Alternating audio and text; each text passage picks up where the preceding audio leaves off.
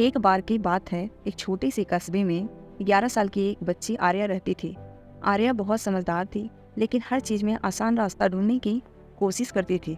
वह हमेशा सोचती थी, अगर मुझे कोई ऐसा तरीका मिल जाए जिससे मैं बिना ज़्यादा मेहनत किए सफल हो जाऊं। एक बार गर्मियों की छुट्टियों में वह अपनी दादी के गांव गई। वहाँ गांव का माहौल बहुत अलग था। खुले खेत, तालाब और चहकते पक्षी। आर्या अपनी दादी के साथ हर समय रहती, उनसे कहानियाँ सुनती और खेलती। एक दिन आर्या ने अपनी दादी से पूछा, दादी, जब मैं बड़ी हो जाऊंगी तो मैं बहुत सफल बनना चाहती हूँ। क्या आप मुझे ऐसा कोई आसान तरीका बता सकती है जिससे मुझे ज़्यादा मेहनत ना करनी पड़े? दादी ने मुस्कुराते हुए उसकी ओर देखा और कहा, आर्या, मैं तुम्हें सीधा जवाब नहीं दूंगी। मैं तुम्हें एक छोटा सा खेल सिखाऊंगी, उससे तुम खुद समझ जाओगी।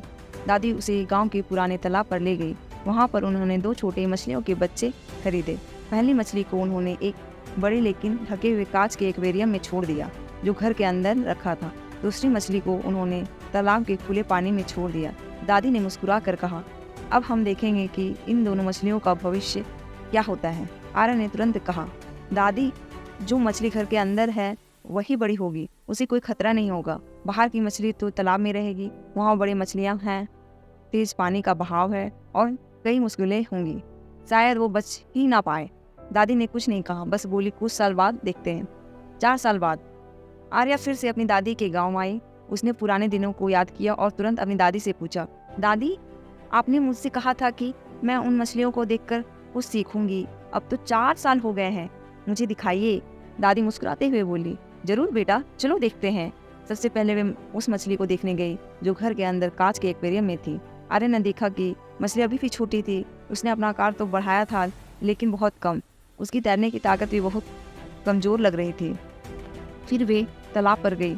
वहाँ आर्या की नज़र एक बड़ी और मजबूत मछली पर पड़ी, जो पूरे तालाब में इधर उधर दौड़ रही थी। दादी ने कहा, याद है, यही वो दूसरी मछली है जो हमने तालाब में छोड़ी थी। देखो, ये कितनी तेज और मजबूत हो गई है।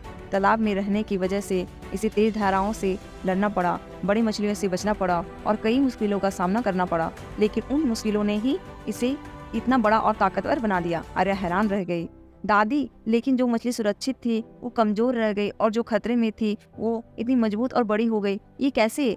दादी ने गहरी सांस लेकर कहा, बिल्कुल बेटा, जो मछली एक्वेरियम में थी उसे कोई मुश्किल नहीं आई। उसे लगा कि उसका संसार बस यहीं तक है, लेकिन तालाब की मछली को रोज चुनौतियों से लड़ना पड़ा। उन्हीं चुनौतियों ने उसे मजबूत बनाया और उसने अपने असली सामर्थ्य को पहचाना। फिर दादी ने आर्या की आंखों में देखते हुए कहा, जिंदगी भी ऐसी ही है। अगर तुम हमेशा सुरक्षित और आसान रास्ता चुनोगी तो तुम कभी अपनी असली क्षमता को नहीं जान पाओगी, लेकिन अगर तुम मुश्किलों से भागने के बजाय उनसे सीखोगी तो तुम उतनी ही बड़ी और मजबूत बनोगी। बेटा, कठिनाइयाँ तुम्हारे दुश्मन नहीं है, बल्कि तुम्हारे शिक्षक होती है। आर्या ने गहरी सांस ली और तालाब की उस मछली को देखने लगी। उसे समझ आ गया कि सच्ची सफलता आसानी और आराम से नहीं, बल्कि स्ट्रगल और डिफिकल्टीज को फेस करने में है। सीख। दोस्तों, अगर आप भी जिंदगी में बिना किसी मुश्किल के जीना चाहोगे तो आप छोटे एक्वेरियम वाली मछली की तरह सीमित रह जाओगे, लेकिन अगर आप चुनौतियों का सामना करोगे तो आप अपनी असली ताकत को जान पाओगे और उतने बड़े बनोगे जितना आपने सोचा भी नहीं होगा।